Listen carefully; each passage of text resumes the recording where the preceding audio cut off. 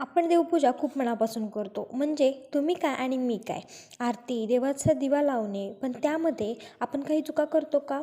म्हणजे तीच देवपूजा करताना आपण जर काही छोट्या-मोठ्या चुका केल्या, तर आपल्याला त्या देवपूजेचं फळसुद्धा मिळत नाही. आपण खरं तर फळ मिळावं म्हणून देवपूजाच करत नाही. पण ही देवपूजा देवाने तर मान्य केली पाहिजे.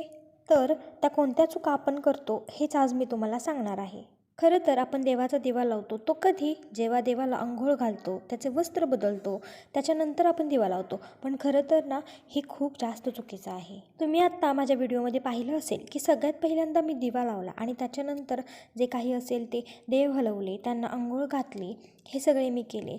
पण आपण हे असं का करतो हा प्रश्न कधी तुम्हाला पडला आहे? खरं तर देवाला आधी दिवा लावायचा आणि त्याच्यानंतर आपण जे काही असेल ते बाकी करायचं. त्याच्यामुळं देवाचा जीवा जर प्रज्वलित असेल तर ते सगळं आपल्याला मान्य असतं, देवाला मान्य असतं. तर अशाच नवीन नवीन माहितीसाठी आपल्या चॅनलला नक्की सबस्क्राईब करा आणि कॉमेंट्स करायला विसरू नका. चलो बाय.